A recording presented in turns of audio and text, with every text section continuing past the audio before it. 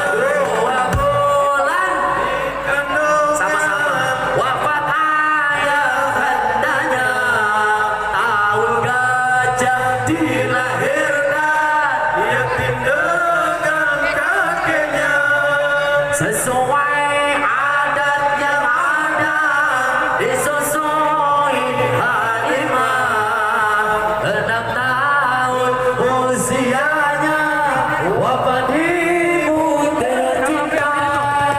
Inilah kisah Rasul yang penuh suka duka. Inilah kisah Rasul yang penuh suka duka.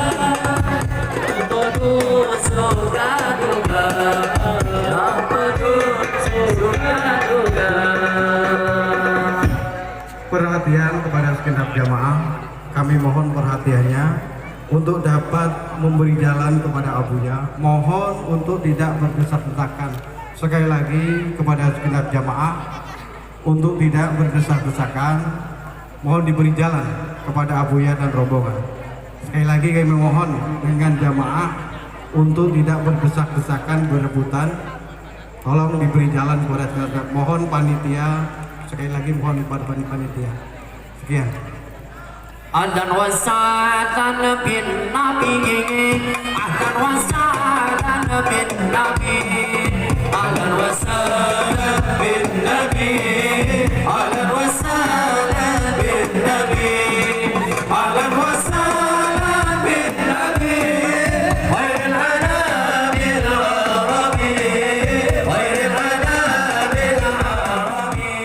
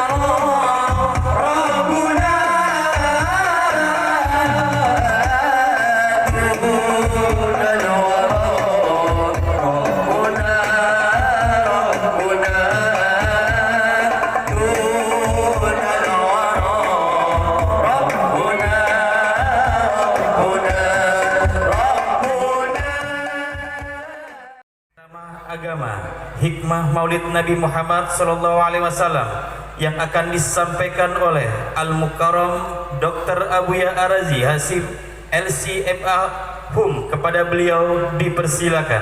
Sallu ala Nabi Muhammad. Sallu ala Nabi Muhammad.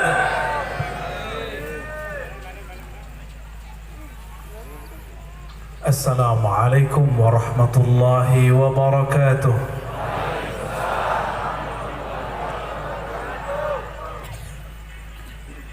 Allahumma salli wa sallim wa barik ala sayyidina Muhammad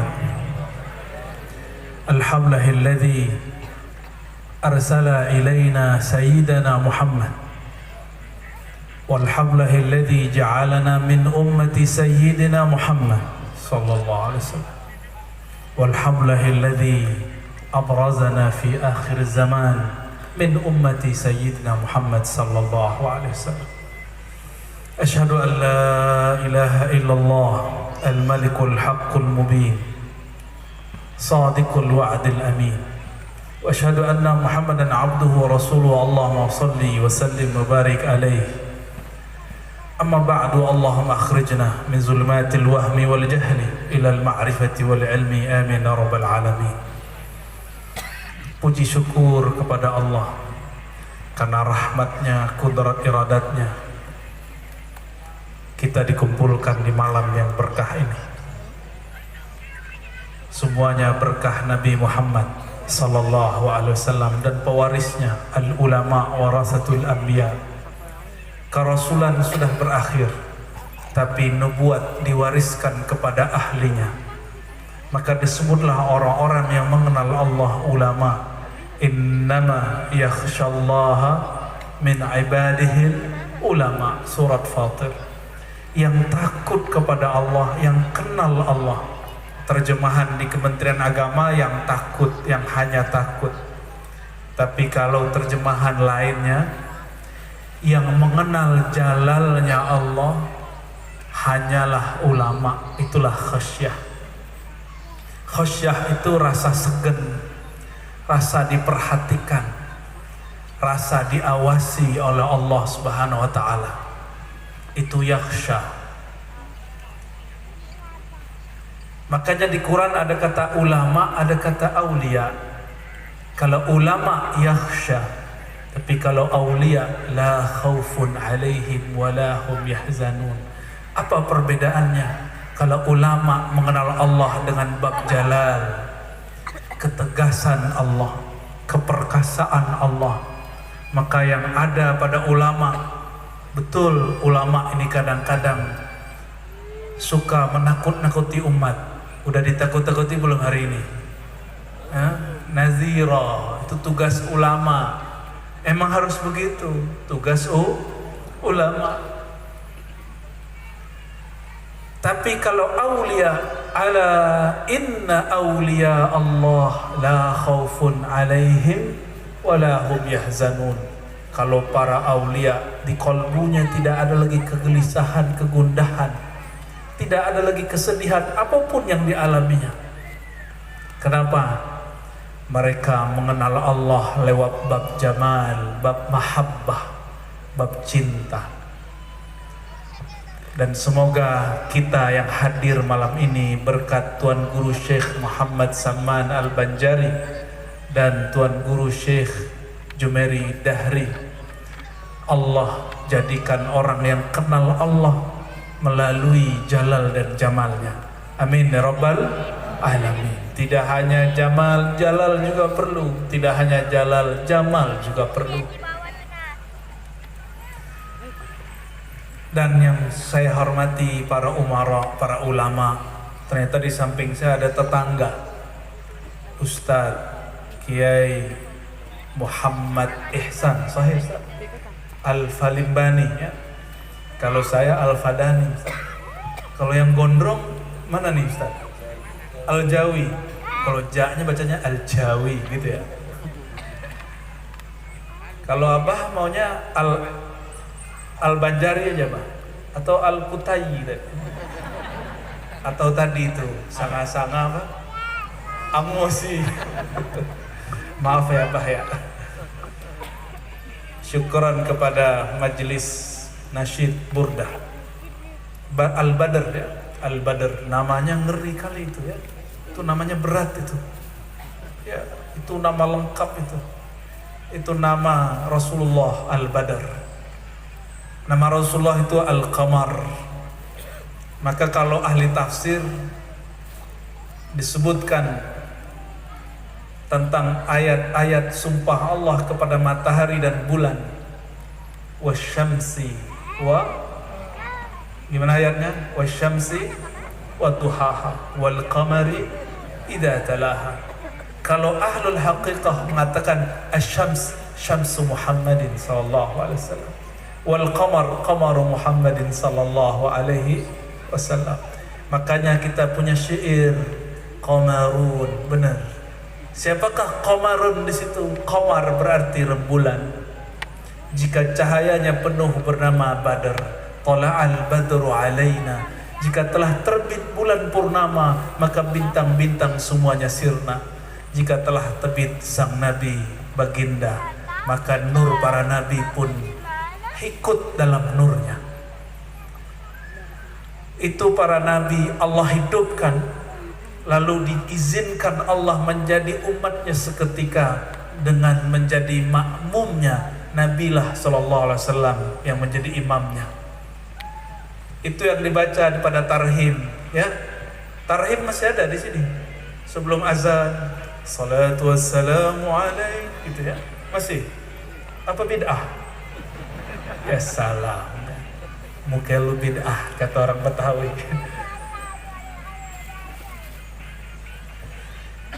Maka laulahu ma'arafna Allah wa ma'arafna as-salah wa ma'arafna az-zakah wa ma'arafna al-umrah wa ma'arafna al-hajj. Kalau bukan karena sang baginda Nabi Muhammad sallallahu alaihi wasallam, kita gak kenal Allah, tidak tahu cara mengingat Allah, tidak mungkin berkumpul malam ini. Satu kali ada seorang Arab Badui datang, hadisnya sahih, datang kepada Rasulullah lalu mengatakan, ya Rasulullah, inni uhibbuk, aku betul-betul cinta kepadamu, sehingga ketika aku pulang, aku tidak sabar untuk bertemu engkau kembali. Tapi ya Rasulullah, yang aku khawatirkan cuma satu, jika aku mati, engkau pun pergi, engkau dikumpulkan bersama para nabi, sedangkan aku, siapalah aku, orang Badui. Apa kata Nabi? Tidak usah khawatir wahai sahabatku, anta ma'aman ahbabta, engkau akan bersama zat orang yang engkau cintai. Wa idza ahabba ahadan aktsara dzikrahu, ciri-ciri orang cinta sering ingat dia. Benar. Yang paling sering kita ingat siapa? Pasangan fisik. Kita kurang mengingat baginda Nabi Muhammad sallallahu alaihi wasallam. Nabi Muhammad tidak ada yang tahu wajahnya kecuali para sahabat. Sahabat menceritakan kepada tabi'in terus sampai kepada imam-imam dan guru-guru kita hari ini. Tapi tenang saja, ruh kita tidak pernah lupa ruh baginda Nabi Muhammad sallallahu alaihi wasallam. Itulah sebabnya kenapa ia mengatakan, siapa yang bertemu aku dalam alam bawah sadarnya atau mimpi, dia betul-betul melihat akanku. Nanti di alam kubur, Allah menyuruh malaikat Munkar dan Nakir bertanya. Tanya itu orang yang mati, siapakah Rabbmu? Yang kedua, ditunjukkan satu wajah.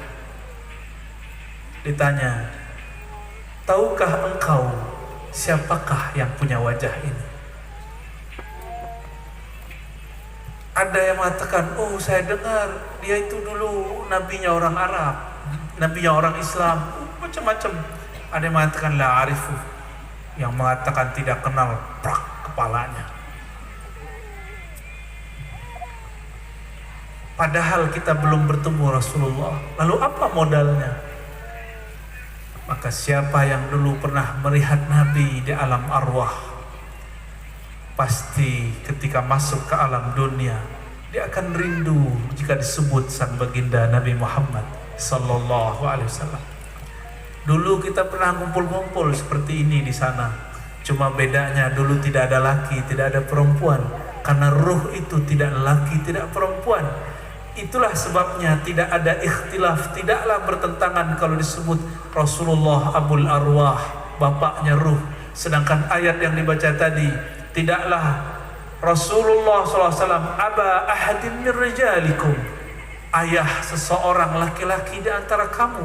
Disebutkan jenis gendernya, jenis kelaminnya laki-laki.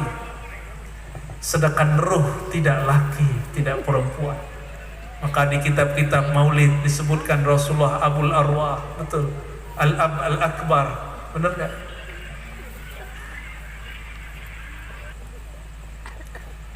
Ini modal kita, modal cinta.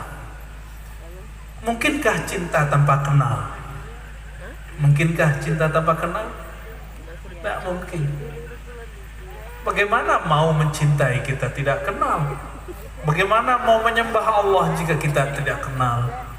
Apa yang disembah? Sembah batu, sembah Hajar Aswad, sembah batanya orang Mekah? Bukan.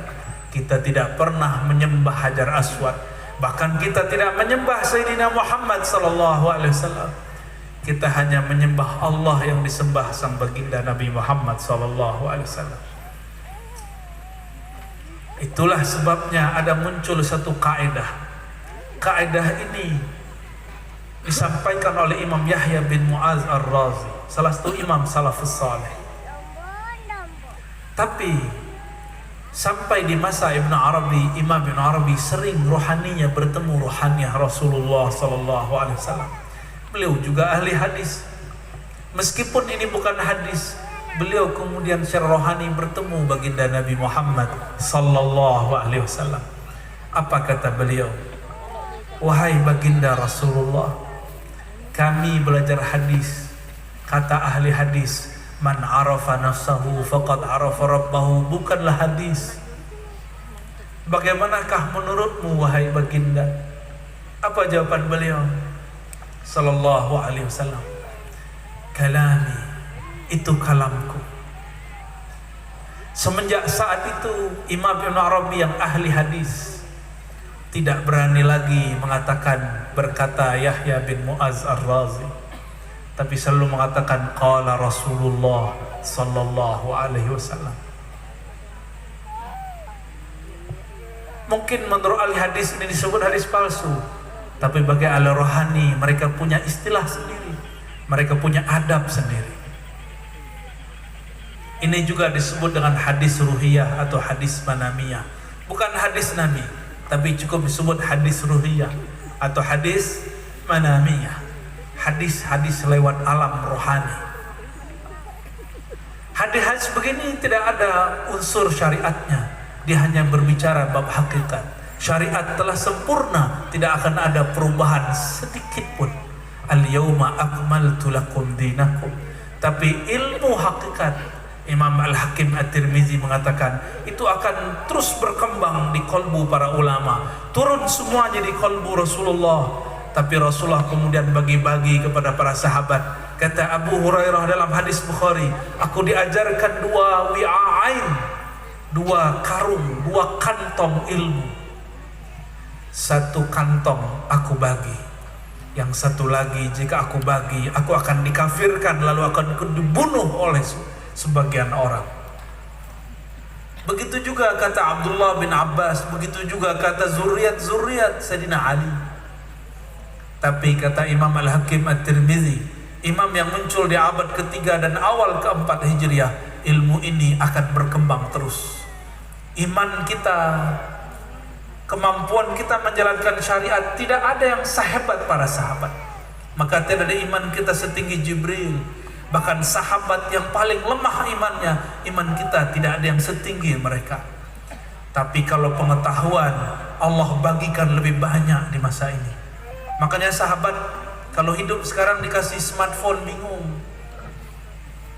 Benar gak? Dulu Imam Bukhari cari satu hadis sebulan. Sekarang cari satu hadis, set, buka dari Play Store, dapat satu kitab. Benar. Ini bukti bahwa knowledge, keilmuan, ilmu-ilmu dibuka di akhir zaman. Jika ilmu-ilmu rohani tetap kita tutup, kapan lagi umat akan dewasa? Nanti umat akan menyembah Allah pakai transaksi. Ya Allah, saya sholat pengen bisa banyak rezeki, sholat duha supaya rezekinya nempel, baca sholawat supaya jomblo jadi ganti status. Itu nyembah Allah dengan transaksi, belum menyembah Allah sebenar-benarnya ibadah.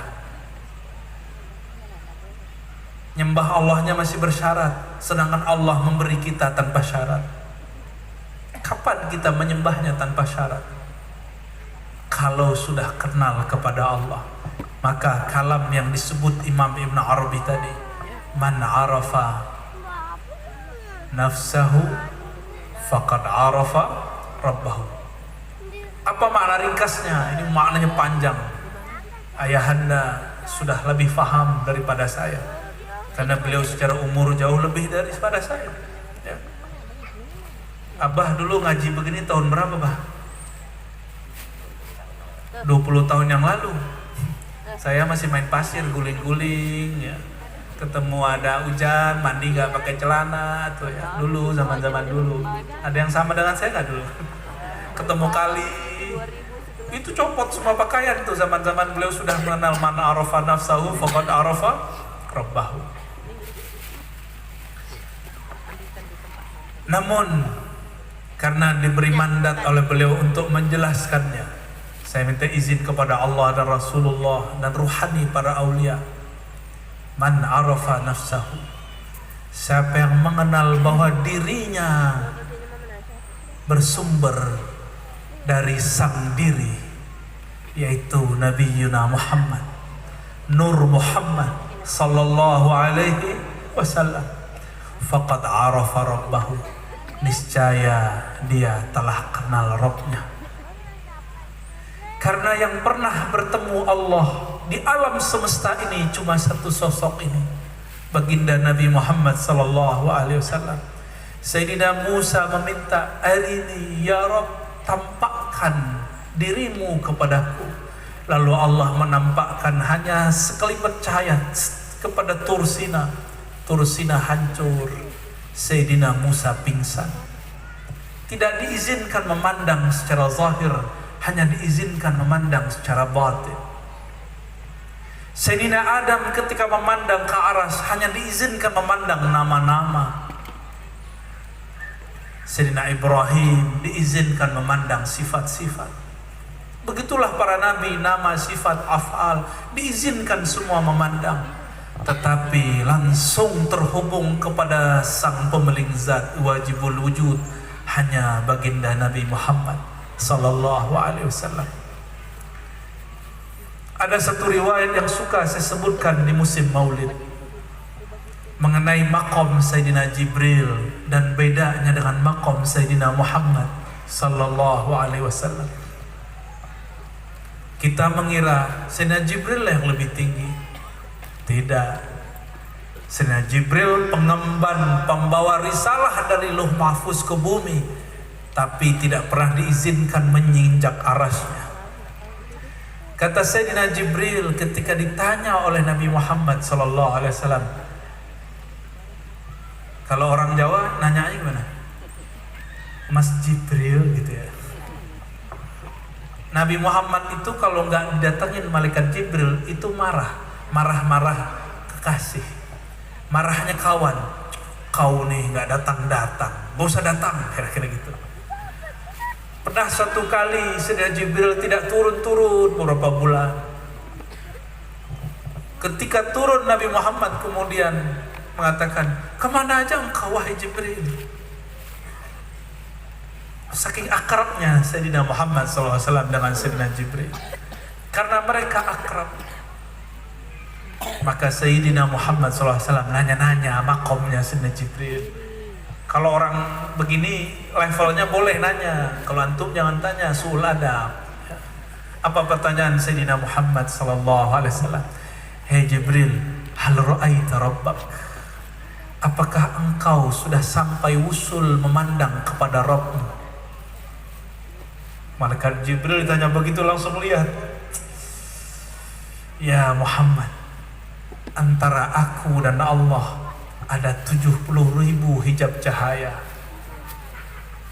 Kalau iblis, antara dia dan Allah 70.000 hijab kegelapan. Sebelum dia jadi iblis namanya Azazil.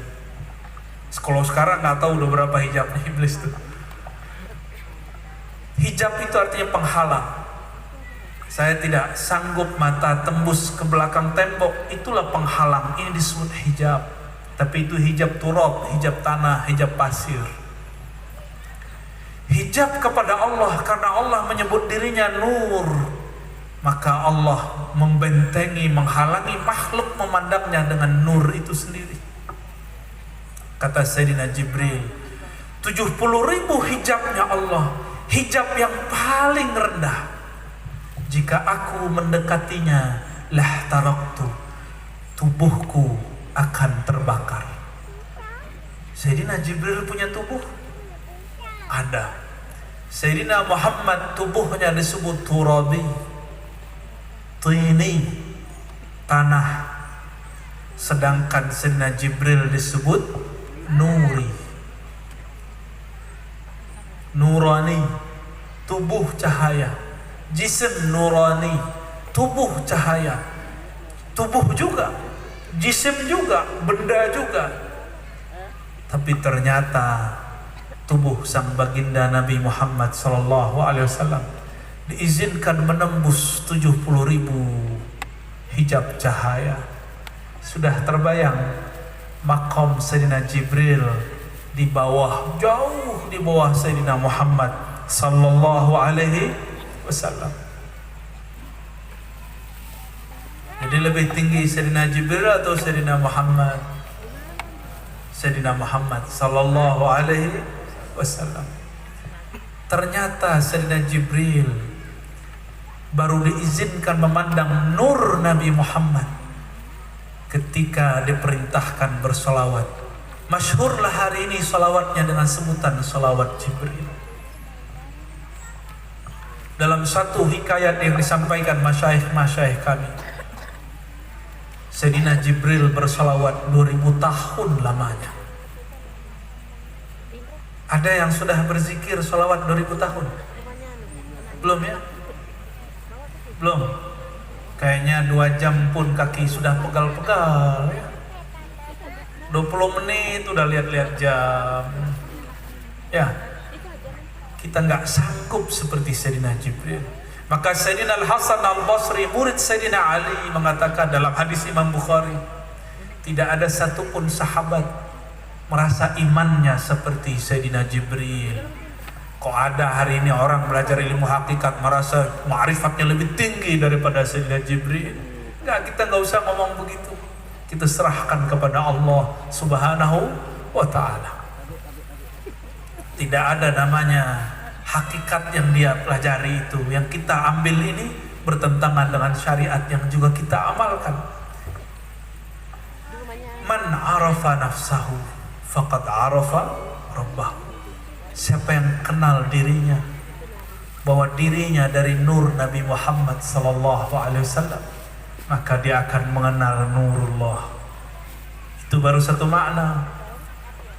Man arafa ismahu min asma'in Nabi sallallahu alaihi wasallam arafa asma Allah. Siapa yang mengenal dirinya dengan nama dirinya, bahwa namanya itu merupakan pecahan dari nama-nama Nabi Muhammad sallallahu alaihi wasallam, maka dia akan mengenal nama ke-100 di Asmaul Husna. Nama ke-100 itu nama kehambaan kepada Allah. Kita abad yang mana? Abdul Rahman kah, Abdul Rahim kah, Abdul Hakim kah? Abad yang mana? Man arafa ismahu min ismi Rasulillah arafa ismallah. Barangkali itu maknanya. Siapa yang mengenal namanya di bagian manakah nama dia ada pada nama Nabi Muhammad sallallahu alaihi wasallam, dia akan mengenal nama Allah Subhanahu wa taala. Suatu kali seorang sahabat namanya Abdurrahman bin Auf terkaget-kaget melihat sang baginda Nabi Muhammad sallallahu alaihi wasallam. Diberikan seorang anak kepadanya, ternyata itu anaknya sendiri. Anaknya bernama Ibrahim, Sayyid Ibrahim, tufiya, wafat. Abdurrahman bin Auf radhiyallahu taala anhu melihatnya, "Ma bika ya Rasulullah? Apa-apa ini wahai Rasulullah? Masa Rasul nangis?" Dalam pikiran Abdurrahman bin Auf tidak pantas Rasulullah nangis. Maka pandangan ini diluruskan oleh Rasulullah sallallahu alaihi wasallam. Kadang seorang murid berlebihan memandang guru. Apa kata Rasulullah? Hazihi rahmatun wada'aha fi qulubi man syaa min ibadih. Ini tangis ini adalah rahmah. Sifat rahmah, nama rahmah yang Allah titipkan, Allah teteskan di kalbu siapapun yang dia kehendaki. Disitulah kemudian Abdurrahman bin Auf menangisi kenapa nur itu tidak ada di kalbunya. Jika saat dia menangis barulah nur itu terbit.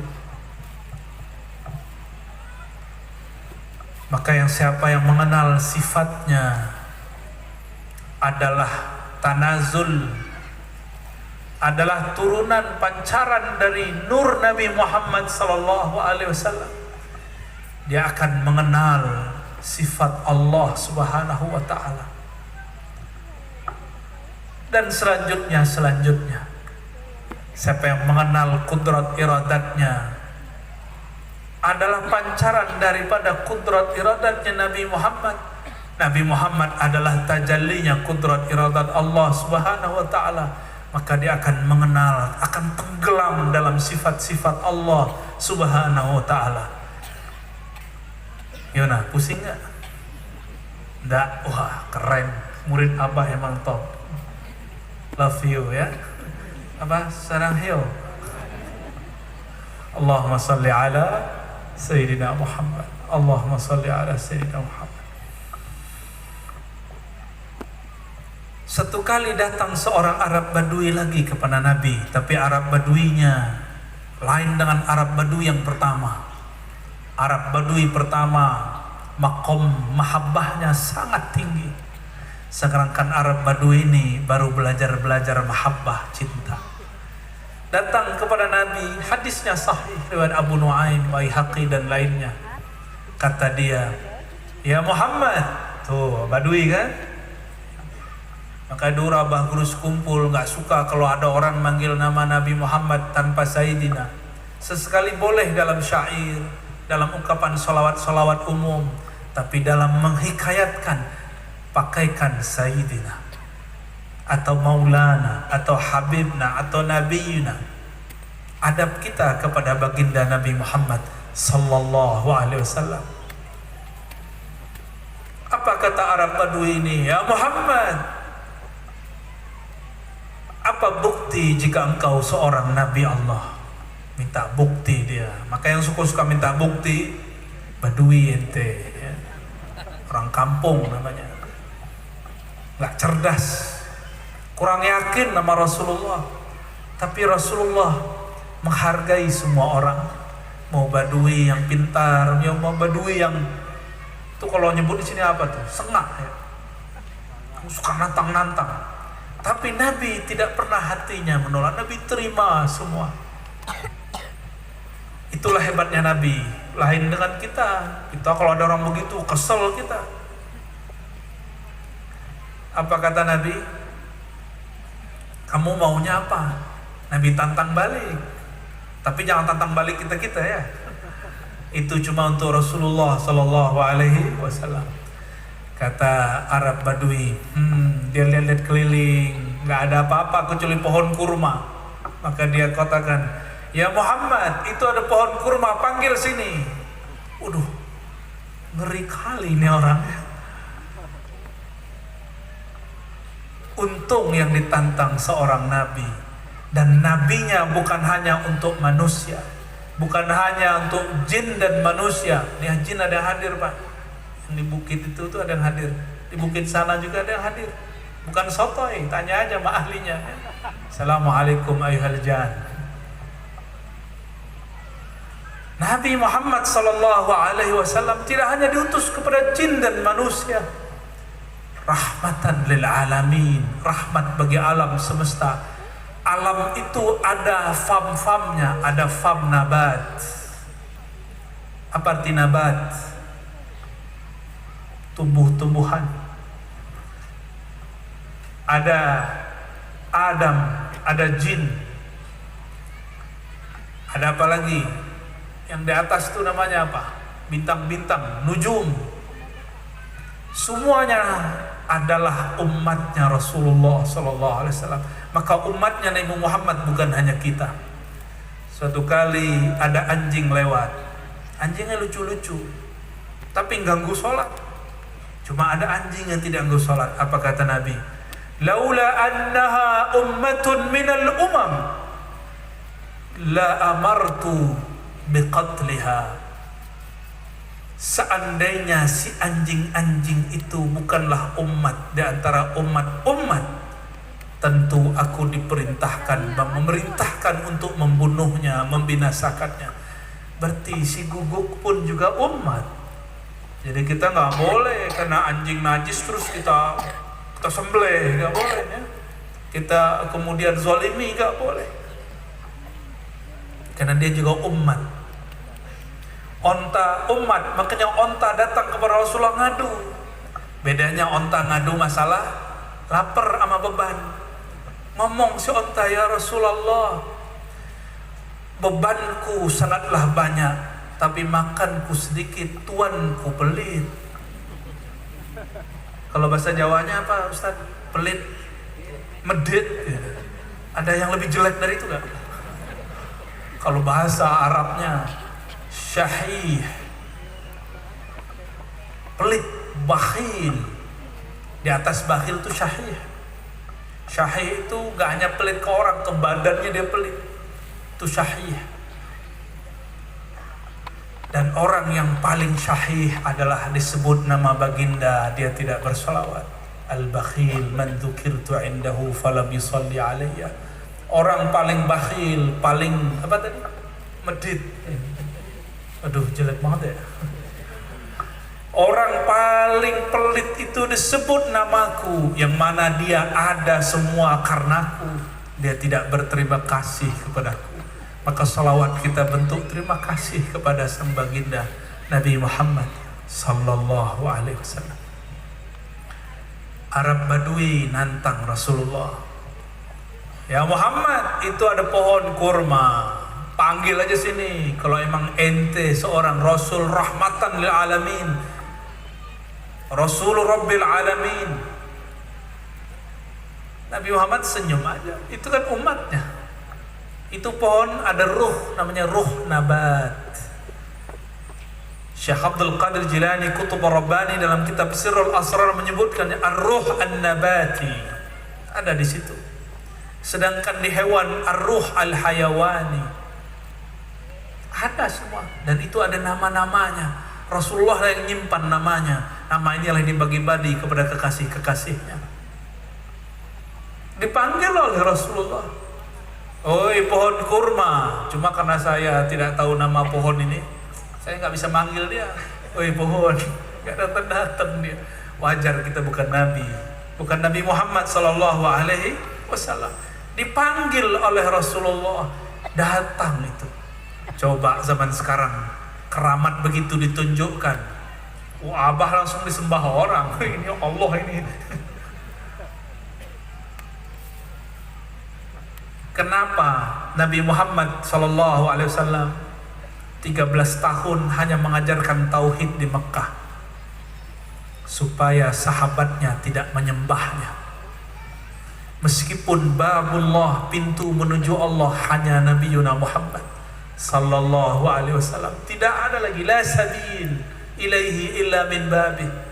Tidak ada lagi jalan mengenal Allah kecuali melewati Rasulullah SAW. Maka seberapa kenal seseorang kepada hakikat Nabi Muhammad sallallahu alaihi wasallam, sejauh itulah dia kenal kepada Allah Subhanahu wa taala. Dipanggil oleh Rasulullah, itu pohon kemudian bersujud sampai kepada Rasulullah. Jalan, coba bayangin pohon jalan, horor semua, bisa-bisa bubar pengajian kita ya. Hujan turun aja bubar kok. Ntar ada masa pengajian hujan turun bubar nggak? Ntar kita lihat ya, ada masanya nanti. Hujan itu rahmat bukan?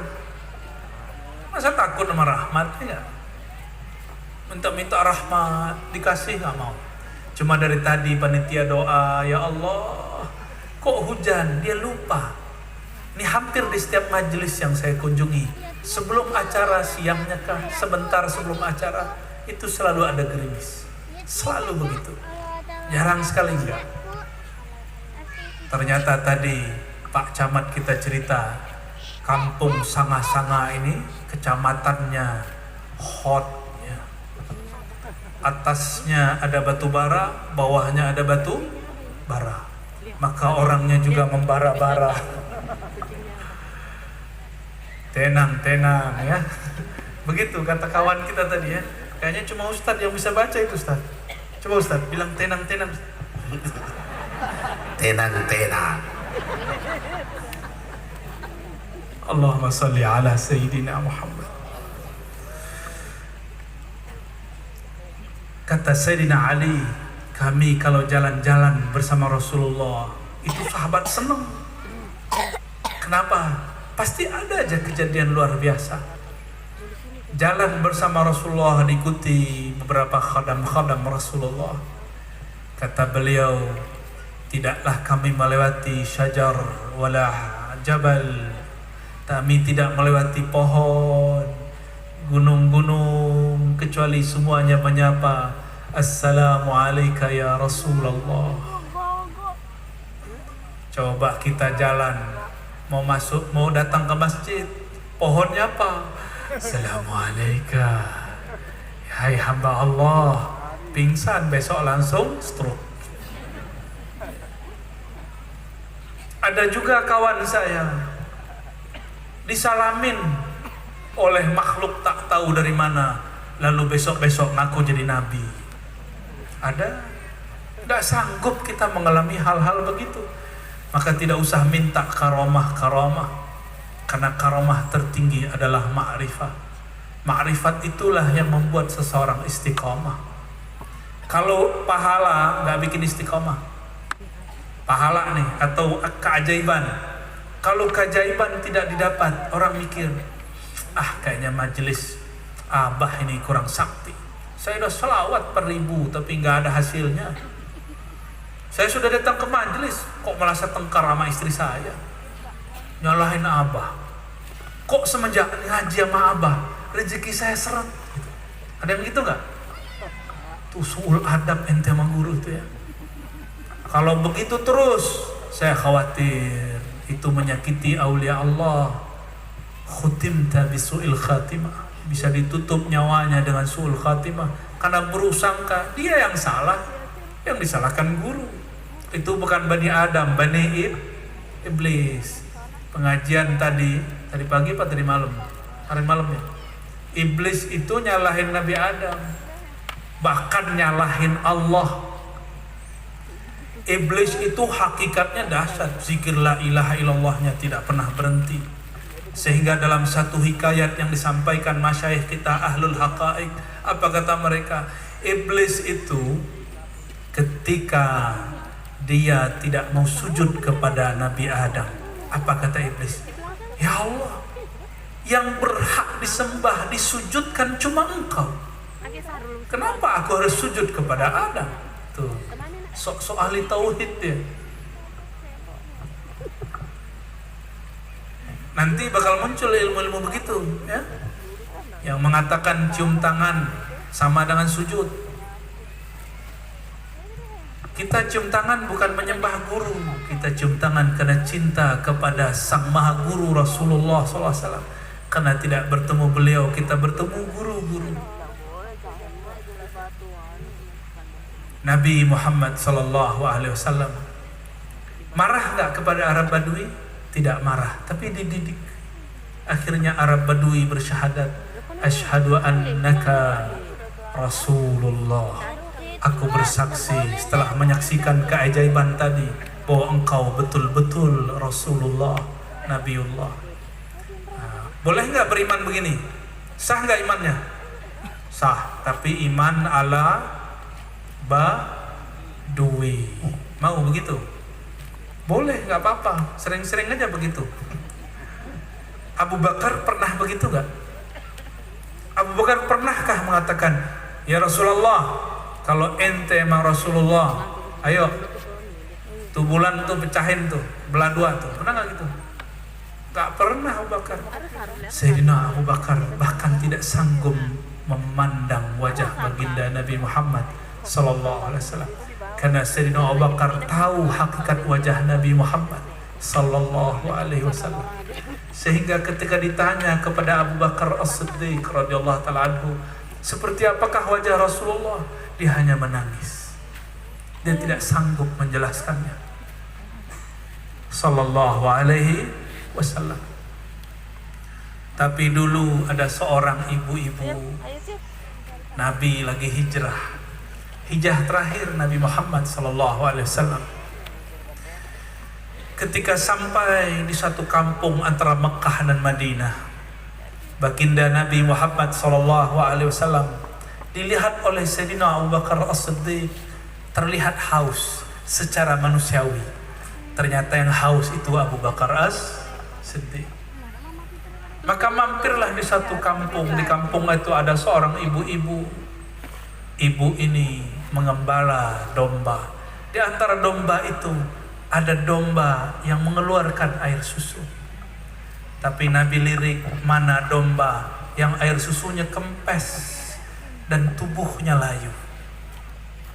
Kata Sayyidina Nabi SAW, wahai bunda, izinkan kami memerah susu kambing atau domba yang kurus itu. Kata si ibu penjaga, oh ambil aja. Dia sudah gak minat sama domba itu. Diambil oleh Rasulullah, gak langsung diambil domba isi susunya, dipijat-pijat. Ini bukan ijazah pijat ya.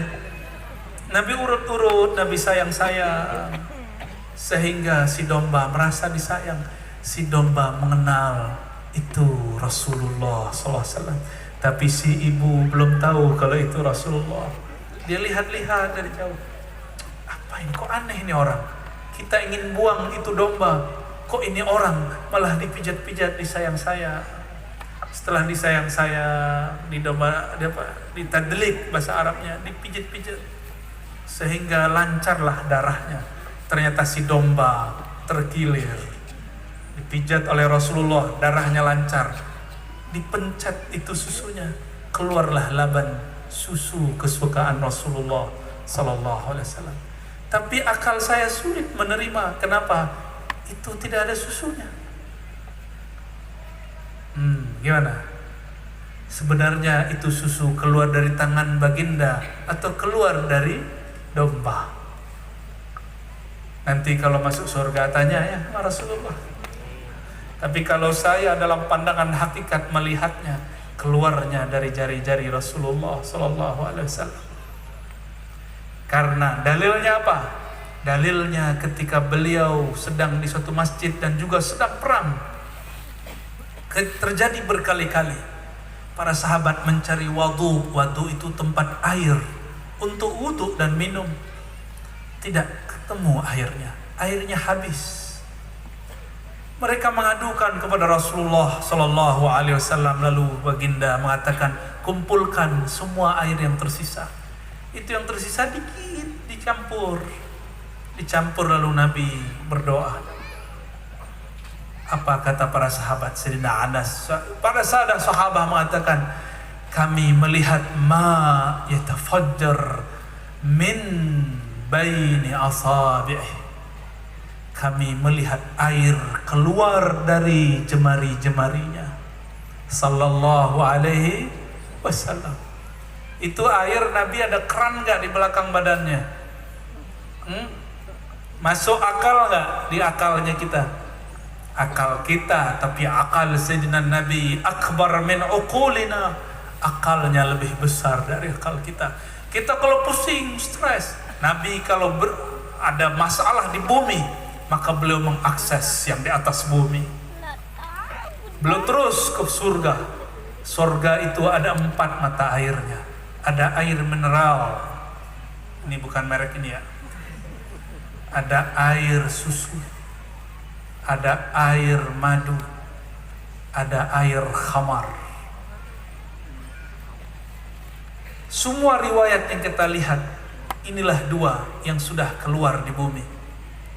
Air mineral dan air susu. Sallallahu alaihi wasallam. Itu perempuan tambah bingung. Dipelatih, ini siapa ini orang? Dia lihatlah dari ujung rambut Nabi sampai ujung kaki Nabi. Kelak, inilah skenario Allah. Abu Bakar tidak berani lihat, hanya melihat tangan Nabi memerah susu. Kelak perempuan ini diriwayatkan dalam riwayat Tirmizi bercerita tentang sosok Nabi Muhammad SAW. Inilah mungkin boleh kita sebut ketidaksengajaan yang bawa berkah. Sallallahu alaihi wasallam. Dan 2 hari ini banyak sekali ketidaksengajaan ya Abah ya. Dan semuanya diberkahi. Alhamdulillah. Keluar tuh air susu. Kira-kira gimana? Kita boleh beda kan? Kalau antum meyakini keluarnya dari susu, oke. Kalau saya tidak, saya meyakini keluar dari jemari-jemari Rasulullah Sallallahu Alaihi Wasallam.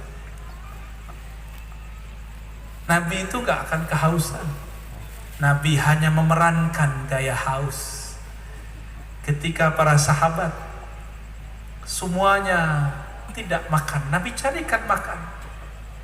Lalu beliau tidak makan dan beliau mengatakan, innama at'amani rabbi wa saqani. Yang memberiku makan dan minum adalah Allah Subhanahu wa ta'ala. Tapi sesekali Nabi pura-pura, bukan pura-pura ya, Nabi berempati. Kalau pura-pura tidak pantas. Berempati ke sahabat yang lapar, belum menunjukkan sikap lapar. Sallallahu alaihi wasallam. Dalam satu riwayat yang lain, riwayat Imam Ibnu Majah, hadisnya hasan. Salah satu kekasih dan murid Rasulullah, khadam beliau yang suka mengambil berkah sisa makanan Rasulullah di masa hidupnya, beliaulah Sayyiduna Abu Hurairah. Sayyiduna Abu Hurairah radhiyallahu ta'ala anhu pernah menjadi gubernur dan menjadi pengusaha. Dulu remah-remahan tangan Rasul dia yang ngumpulin, dimakan. Makanya orang Syiah benci sama Abu Hurairah, dituduh Abu Hurairah ini orang yang tamak ya, yang suka makan. Mereka tidak tahu tamak kepada sisa-sisa Rasulullah itu adalah keberkahan. Sallallahu alaihi wasallam ya. Tidak hanya bekas Rasulullah, rambut Rasulullah dibagi, air bekas wudhu Rasulullah dibagi. Itu para sahabat semuanya tamak ingin mendapatkannya, maka tamak dalam hak Nabi Sallallahu Alaihi Wasallam itu dibolehkan. Kita boleh tamak dalam cinta kepada beliau, karena tamak itu bahasa Arab artinya keinginan yang kuat, cinta yang luar biasa. Layangan tamak bahasa Indonesia. Sayyidina Abu Hurairah, orang Arab dahulu makan kurma atau bubur gandum. Gandum seperti beras di kita. Ada beras 6.000, ada yang 7.000, ada yang 10.000, ada yang 20.000. Satu kali karena orang-orang di Yaman merasa kedatangan Abu Hurairah, sahabat Rasulullah, mereka masaklah gandum termahal, dihidangkan kepada Sayyidina Abu Hurairah. Ketika beliau menerima hidangan itu, beliau melihat gak jadi makan. Lihat lagi, gak sanggup makan. Yang ketiga, Sayyidina Abu Hurairah tidak sanggup menahan tangis. Apa kata beliau? Ma akala habibi, kekasihku Rasulullah tidak makan seenak ini, tidak pernah menikmati gandum seenak ini. Maka saya sebenarnya malu jika dihabis maulid lalu makan kebuli. Teringat kisah Sayyidina Abu Hurairah. Tapi karena sahibul bait, sahib marnamid yang punya acara, sedih juga kalau tidak disentuh. Kita sentuh juga. Abu Hurairah pun makan, tapi air matanya mengalir. Inilah man arafa nafsahu faqad arafa rabbahu. Hatta mau makan yang terlihat Rasulullah SAW. Hatta mau jalan, Sayyidina Abdullah bin Umar minta ditemani oleh seorang khadamnya. Beliau radhiyallahu ta'ala anhu anak khalifah kedua, ingin mengenang Rasulullah, maka diajaknya kawan-kawannya, mari kita kenang Rasulullah. Jalanlah ia di mana Rasulullah dulu pernah menginjakkan kaki.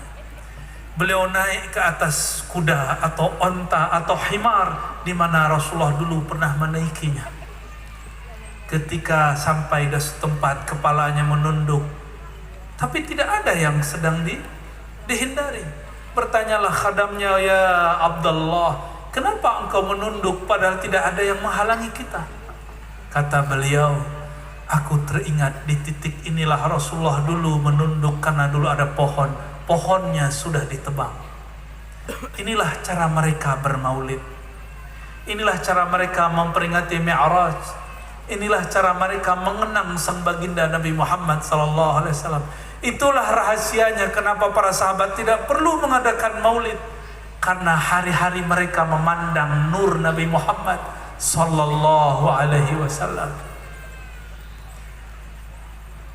Datanglah seorang sahabat ke negeri Syam. Ternyata di situ bersembunyi seorang muazzin. Kulitnya hitam legam, tapi suaranya membahana sampai ke surga. Ialah Sayyidina Bilal, mantan budak yang diberdekakan oleh Sayyidina Abu Bakar. Dipanggil oleh Sayyidina Umar, anta maulana, engkau tuan kami. Bukan lagi dipanggil budak, engkau tuan kami wahai Bilal, dan orang yang diberdekakan oleh tuan kami. Dimintalah Sayyidina Bilal untuk berazan sesaat. Apa yang terjadi? Dia baca Allahu Akbar. Seluruh orang-orang yang pernah mendengar Rasulullah di kampung itu dulu, yang mereka berhijrah, menangis seakan-akan baginda Nabi Muhammad SAW masih hidup. Terus asyhadu an la ilaha illallah. Baru pindah ke asyhadu anna Muhammadar Rasulullah. Surah Bilal yang indah berhenti ketika baca Muhammad, dia pingsan. Seakan-akan dia berada di hadapan Nabi Muhammad sallallahu alaihi wasallam. Begitu mereka mengenang baginda Nabi Muhammad sallallahu alaihi wasallam. Tapi kita disebut nama Nabi dari tadi, sulit mata ini berkaca-kaca, sulit dada ini merinduinya. Mungkin kalbu kita sudah banyak tersita oleh dunia.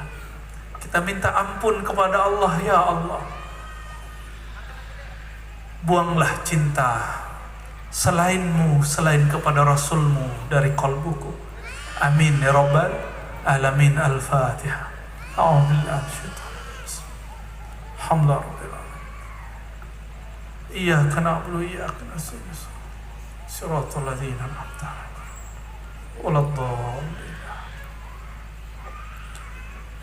Kawan dari Al-Hasan Al-Basri, mereka wafat di tahun yang sama, 110 Hijriah. Namanya Muhammad bin Sirin, yang mana ilmu takbir mimpi bersumber darinya.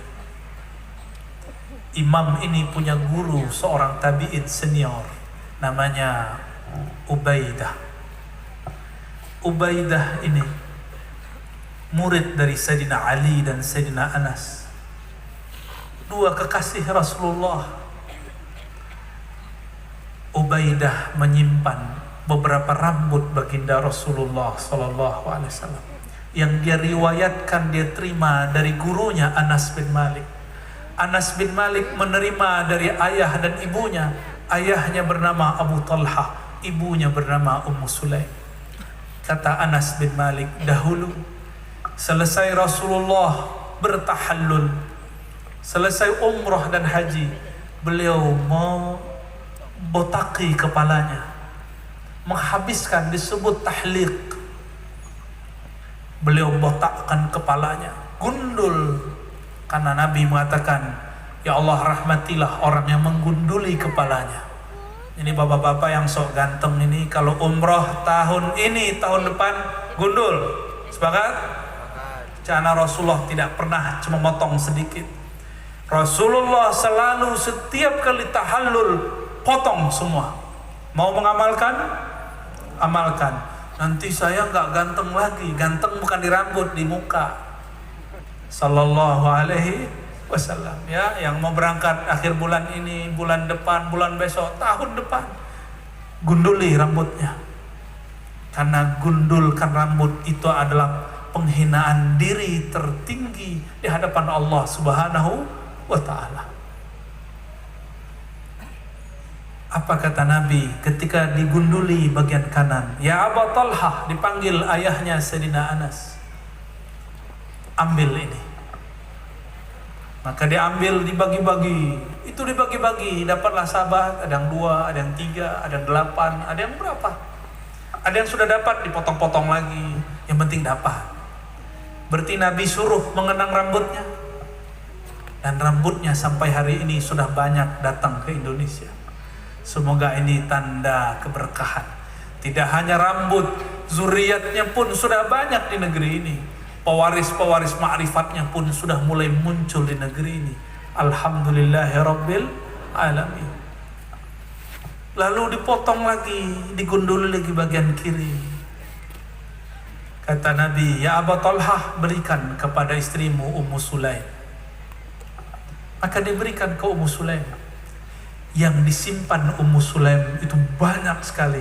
Inilah separuh diberikan kepada Sayyidina Anas. Sayyidina Anas bagi-bagikan kepada murid-muridnya. Karena Rasulullah berpesan, mereka pengemban amanah juga. Aqsim bainan nas, bagikan rambutku ini kepada manusia. Berarti Nabi mengizinkan mengenangnya walaupun hanya lewat rambut. Ummu Sulaim ternyata lebih dahulu ketika Rasulullah tidur di rumahnya, Nabi SAW mengeluarkan keringat. Keringatnya diambil, dilap, dia masukkan ke dalam botol kecil, dijadikan bibit untuk parfum. Diambil 1 tetes, dicampur dengan kasturi. Ambil 1 tetes, campur dengan mawar, melati, terus begitu. Sehingga entahlah mana yang mengharumkan. Entah Rasulullah diharumkan oleh kasturi, entah kasturi yang tambah harum karena wewangian Rasulullah sallallahu alaihi wasallam. Kira-kira mana yang lebih harum? Kasturi atau keringat Rasulullah? Kalau keringat kita gimana? Keringat antum bau jengkol. Bau apa lagi? Bau asem. Keringat kita, karena kita bukan Rasulullah wajah. Rasulullah SAW harum, bukan main. Ketika dapat rambut, Ummu Sulaim dapat cara baru. Itu rambut diambil, dicelup ke kasturi, dicelup ke air, dicelup. Bertambah ilmunya. Apakah itu syirik?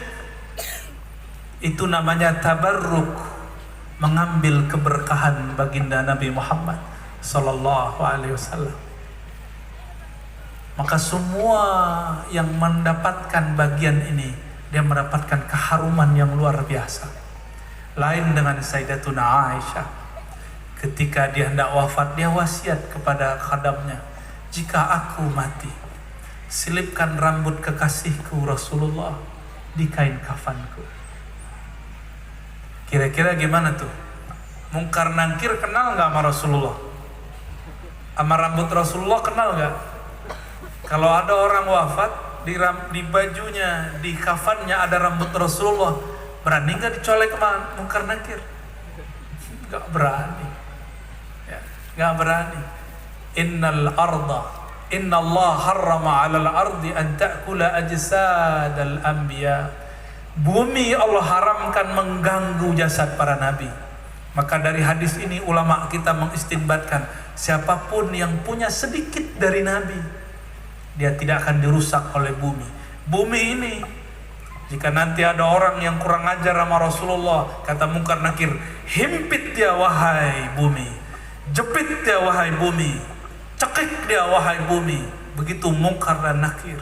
Tapi kalau ada bau rambut Rasulullah, siapa yang berani mengganggu? Sallallahu alaihi wasallam. Tapi jangan sedih Bapak Ibu Saudaraku, jika rambutnya tiada, jika bau keringatnya tiada. Rasulullah mengatakan, al ulama warasatul anbiya, pewaris hakikiku masih ada, yaitu para ulama yang mengenal Allah dengan jalal dan jamalnya. Maka ulama itu sirnya adalah sirrul anbiya, karena mereka mewarisi para nabi. Tapi ingat, ulama bukan nabi. Sallallahu alaihi wasallam. Gimana, udah ngantuk belum? Saya yang ngantuk. Kalau mau terus, salawat dulu satu kali. Ya, fadhal, salawat dulu Ustaz. Habis itu kita tambah satu sesi. Kalau mau tanya jawab boleh, insya Allah. Jam berapa Pak? Satu lagu ya. Antum bisa ini salawat Adnani hafal? Adnani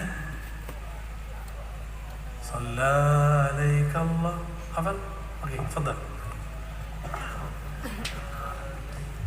Sallallahu alaihi Allah ya Adnani ya Mustafa ya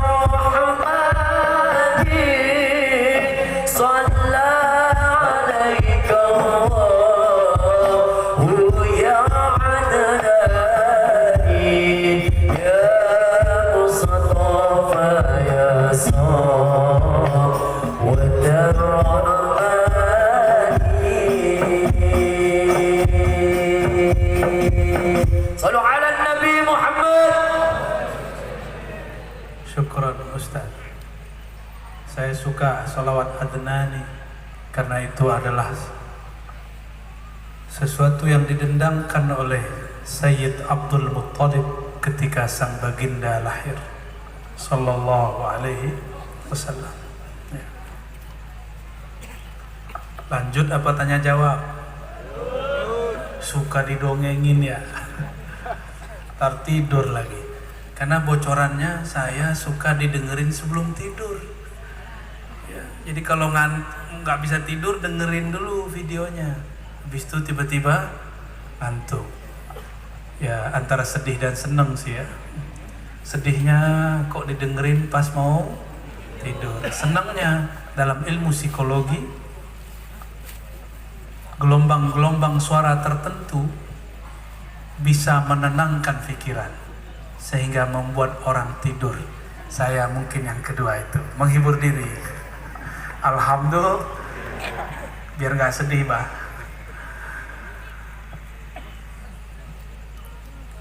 Man arafa nafsahu faqad arafa rabbahu. Siapa yang kenal dirinya, kenal namanya, af'alnya, sifatnya, dan zat dirinya, dia akan kenal Allah Subhanahu wa ta'ala. Sumber diri kita dari siapa? Dari nur Nabi Muhammad sallallahu alaihi wasallam. Ruh kita dari ruh Nabi Muhammad sallallahu alaihi wasallam. Maka disebut Nabi Muhammad sallallahu alaihi wasallam Abul Arwah. Apa sebutannya? Abul Arwah. Beliau bukan Abul Rijal, tapi beliau Abul Arwah. Karena ruh tidaklah berjenis kelamin. Ruh itu suci, selalu suci. Dia hanya terhijab dan terhalang. Lain dengan kolbu. Kalau kolbu kita maksiat dengan mata, telinga, langsung ada noda hitam di kolbu. Apalagi jika di kolbu ada iri, dengki, suudzon, buruk sangka kepada makhluk Allah, maka ada noda hitam di kolbu. Maka kenalilah nama-nama Rasulullah. Ada nama-nama yang diriwayatkan, ada nama-nama yang dimakrifatkan. Nama-nama yang diriwayatkan banyak sekali. Beliau menyebutkan dalam hadis yang sahih, Ana Muhammad, Ana Ahmad,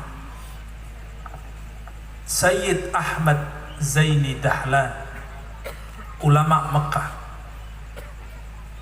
Beliau mengatakan, ialah Muhammad, man ismuhu fis sama Ahmad, wa fil ardi Muhammad. Dialah sang Nabi, di langit namanya Ahmad, di bumi namanya Muhammad sallallahu alaihi wasallam. Ternyata penduduk langit telah menyebut-nyebut nama Nabi Muhammad. Inilah kenapa ketika Sayyidina Jibril membawa sang baginda, lalu beliau ditanya oleh penjaga security langit, Man anta wa man ma'ak? Kamu siapa? Padahal Sayyidina Jibril bolak-balik ke sana. Emang begitulah, itu security langit. Bumi begitu wajar ya. Memang tugasnya begitu. Kita maklumi, kita nggak boleh marah. Sayyidina Jibril nggak ngomong, ente nggak tahu siapa aneh. Nggak ngomong begitu dia. Dia katakan, Ana Jibril wa ma'i Muhammad wa qad bu'itha ilaih. Bersamaku sang Muhammad. Dialah yang diutus. Dialah yang disebut-sebut. Ternyata passwordnya langit sampai ke langit ketujuh. Ism Muhammad sallallahu alaihi wasallam. Disebut nama Nabi Muhammad, langsung dibuka. Langsung dibukakan pintu langit. Oleh karena itu orang-orang yang belajar ilmu hakikat dan tidak menyertakan Nabi Muhammad sallallahu alaihi wasallam, faqad inqata'at, dia telah terputus, tidak akan pernah usul sampai kepada ujung dan hakikatnya. Makanya a'la turuq indallah wa inda Rasulillah sallallahu alaihi wasallam, thariqat tercepat kepadanya adalah berselawat kepada baginda Nabi Muhammad sallallahu alaihi wasallam. Tapi berselawat kepadanya tidak akan terasa jika tidak kenal siapa yang punya nama. Oleh karena itu ulama kita mewariskan kepada para santri-santrinya kitab-kitab maulid, kitab Dalail Khairat. Untuk apa itu semua? Supaya orang jika berselawat terasa, teringat sifat-sifat baginda Nabi Muhammad sallallahu alaihi wasallam. Nanti kalau selawat ngelewatin pohon, bacanya gini: salatu wassalamu alaika, salam atas engkau wahai Rasulullah. Kalau lagi lewat pohon ya, wahai yang mana semua pohon, semua batu, semua gunung mengucapkan salam kepadanya. Boleh pakai bahasa Indonesia? Boleh. Rasulullah mengerti semua bahasa. Yang penting kita menyampaikan pesan-pesan cinta. Namun karena kita tidak melihat dengan mata hakikat, kita tidak akan lihat disebut nama Nabi di dekat pohon. Pohon itu sebenarnya senang. Satu kali Rasulullah SAW dibuatkan mimbar. Kita tahu kisah ini masyhur luar biasa. Yang membuatkan sahabat yang berasal dari negeri Rum. Karena orang Arab tidak punya peradaban mengukir. Membuat mebel nggak ada. Nabi hanya punya sandaran biasa. Sandarannya terbuat dari pelepah dan pohon kurma. Ketika Nabi pindah ke mimbar, hanna hanina kal ba'ir kan naqah, ada terdengar suara menangis, suara seperti kesedihan ada pada satu benda. Dilihat kiri kanan tidak ada. Ternyata yang bersuara menangis itu adalah sandarannya, kayu-kayu atau pelepah kurma.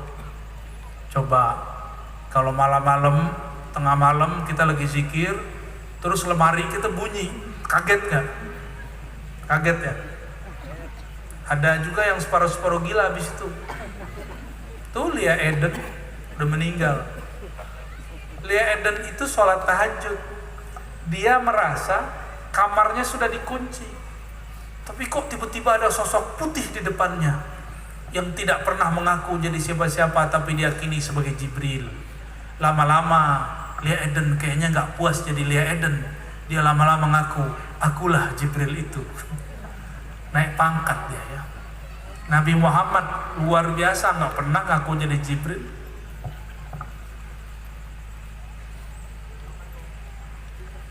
Nabi Muhammad sallallahu alaihi wasallam disalami semuanya.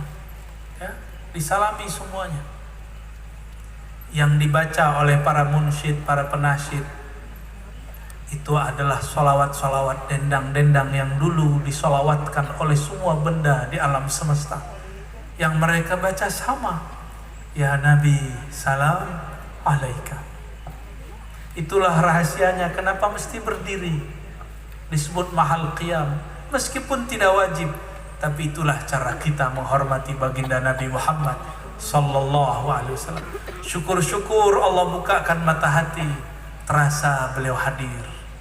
Karena imam-imam kita mengatakan tanda Rasulullah hadir, namanya selalu ada di lisanmu, terasa bergetar di kolbumu, membuat bulu romamu berdiri. Itulah hadirnya Rasulullah sallallahu alaihi wasallam. Karena tubuh ini adalah sesuatu dari nurnya. Jiwa ini juga satu bagian dari nurnya. Kolbu ini juga satu bagian dari kolbunya. Ruh kita ini juga pancaran dari ruhnya. Maka kenalilah beliau dengan sekenal-kenalnya. Maka tidak salah Sayyidina Umar ketika mengatakan Muhammad tidak pernah mati. Sayyidina Umar sedang mabuk dalam bab hakikat cinta. Tapi ini babnya sedang di bab syariat. Ditegur oleh Abu Bakar, dibacakan ayat. Maka dulu ayat ruqyah digunakan bukan untuk kesurupan, tapi untuk menyadarkan orang yang mabuk dalam bab fana, cinta kepada Rasulullah. Jadi ruqyah sekarang turun kelas Abah ya, tapi lumayanlah daripada nggak ada.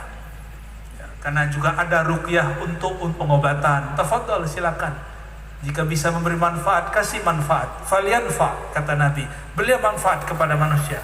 Tapi sahabat-sahabat kelas tinggi, ayat dibaca bukan untuk mengeluarkan jin dan syaitan, tapi untuk menyadarkan seorang sahabat dari fana, dalam cinta kepada Rasul sallallahu alaihi wasallam. Dibacakan ayat, "Ya Umar," kata Abu Bakar, karena Abu Bakar juga guru Sayyidina Umar. Kata Sayyidina Abu Bakar, Allah pernah berfirman, "Afa immata au qutila." Seandainya Sayyidina Muhammad itu wafat atau terbunuh, lalu kalian inqalabtum ala aqabikum, kalian akan berpaling, kalian akan goncang. Sayyidina Umar langsung sadar dari mabuk cintanya.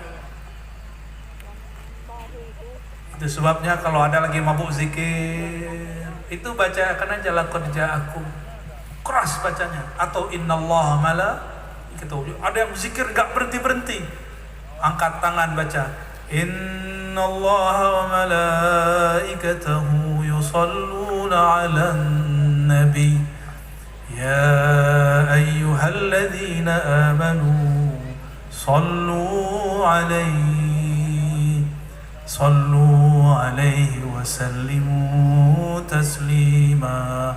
Lalu sholawat dengan keras, nanti dia akan berhenti, dia akan sadar dari fananya dalam zikrullah. Itulah dahsyatnya nama baginda Nabi Muhammad sallallahu alaihi wasallam. Sayyidina Abu Bakar menyebutkan fa immata, nama Nabi Muhammad sallallahu alaihi wasallam disembunyikan dalam lafaz fa immata huwa au qutila huwa, huwanya disembunyikan, maka hu itu adalah nama yang disembunyikan. Disitulah Sayyidina Umar sadar beliau menangis. Lalu pedangnya yang tadi dia sodorkan kepada orang yang mengatakan Muhammad qad mat, Muhammad mati. Dia marah bukan main, karena bagi dia Nabi Muhammad SAW tidak pernah mati di dalam dirinya, dalam hatinya selalu hidup. Baru Sayyidina Umar sadar. Berarti yang lebih tegar siapa? Sayyidina Abu Bakar As-Siddiq radhiyallahu ta'ala anhu. Terakhir Nabi SAW mengatakan la yu'minu ahadukum. Hadis masyhur kita sudah kenal semua, sayang kurang dimaknai. Tidaklah sempurna, bahkan kalau indah ahlil haqaiq, tidaklah benar-benar beriman. La yu'min, tidak benar-benar beriman. Ahadukum, masing-masing kamu, termasuk al-faqir, hatta akuna, kata beliau, sampai aku ahabba ilaih, lebih dia cintai daripada dirinya, min nafsihi, dari dirinya, anak-anaknya, hartanya, wan nas ajma'in, bahkan semuanya. Gimana? Udah lebih cinta Rasulullah belum? Saya belum yakin ya. Coba cek ya. Lebih lama buka Facebook atau pegang tasbih baca sholawat? Ini ngecek aja nih ya. Jujur. Megang apa? Tapi ada yang jawab apa? Kami buka handphone, nonton Buya katanya. Modus ya. Meles namanya. Lebih lama kita membuka YouTube, mendengarkan kalam-kalam yang mungkin sebagian tidak bermanfaat, daripada mendengarkan nama baginda disebutkan di kolbu. Mana yang lebih banyak? Masih kepada itu. Maka sekarang kita masih belajar cinta. Jangan dulu mengaku sudah cinta. Kalau sudah cinta, kita berkorban. Sayyidina Abu Bakar As-Siddiq tidak pernah nantang Nabi, lain dengan Badui nantang Rasul sallallahu alaihi wasallam. Abu Bakar As-Siddiq bukan nantang, malah menghabiskan hartanya. Ketika beliau punya harta, punya hasil dagang, dibawa semuanya untuk Rasulullah sallallahu alaihi wasallam. Sayyidina Umar berbangga bawa separuh hartanya. Ketika sampai di depan rumah Rasulullah, dia lihat, Abu Bakar semua hartanya. Akhirnya Sayyidina Umar balik, dia ambil semua hartanya dan dia mendeklarasikan cinta. Apa kata Sayyidina Umar? Ya Rasulullah, tidak ada lagi yang aku cintai di dunia ini kecuali engkau, tapi setelah aku mencintai diriku. Tuh, Sayyidina Umar masih narsis? Dulu harus istri Umar. Lalu dibimbing oleh Rasulullah, ya Umar, cintamu kepadaku belum sempurna sampai engkau lebih mencintaiku daripada dirimu. Sayyidina Umar langsung revisi cintanya, dia naikkan, dia upgradekan. Ya Rasulullah, saksikan aku lebih cinta engkau daripada diriku. Maka hartanya semua dia berikan kepada baginda Nabi Muhammad sallallahu alaihi wasallam.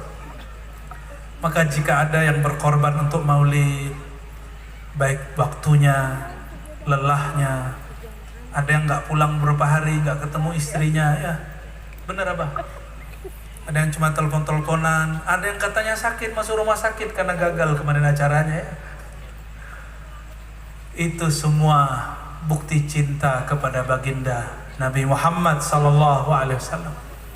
Sahabat Nabi ada yang memberikan hartanya, ada yang waktu perang Uhud memberikan nyawanya,